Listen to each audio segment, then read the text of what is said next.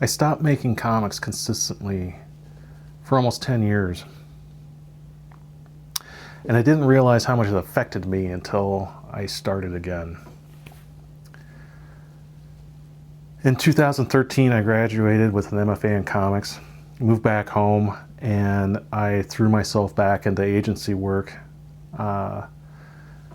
in the creative field. And I had signed with a publisher to do a graphic novella. The subject matter was extremely dark, and I got lost in it for almost a decade. It was only 48 pages, but it took me 10 years to do those 48 pages through a variety of second guessing, redoing pages over and over. And then in 2015, I discovered I had a genetic defect with my heart, and I had to have open heart surgery. And that changed a lot with my life, suffering from depression, of feeling like your body had betrayed you, and feeling kind of weighed down by responsibility a little bit. And I started trying to think of when was the last time I was happiest. And when I was really happy was in the periods of 2008 to 2012, when I was doing webcomics every night and releasing it online every day and building an audience for my work and getting feedback instantly. It was a really magical time for me.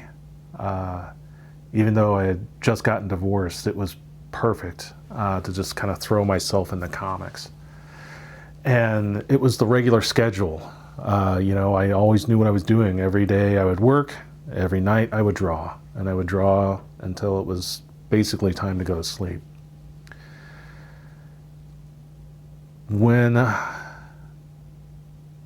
was about to become a father in 2023, for the first time, I really sat down and got that graphic novella done and out the door, because I wanted to get it done before my son was born. And then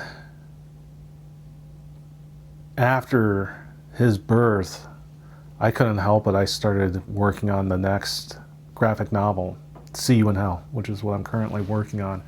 And I started in April 2023. I launched my Patreon on Halloween of 2023 and releasing the first few pages of that graphic novel.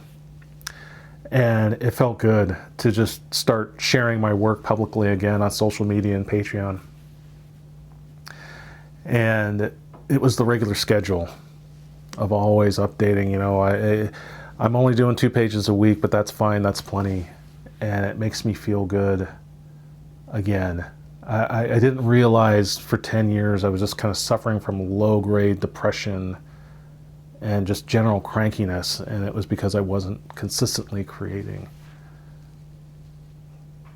And that was a big lesson to learn. I'm much happier now. Even though I'm busier than I ever have been, I feel good knowing that I'm making something and putting it out in the world consistently, one bit at a time. If that resonates with you, I'll be here making.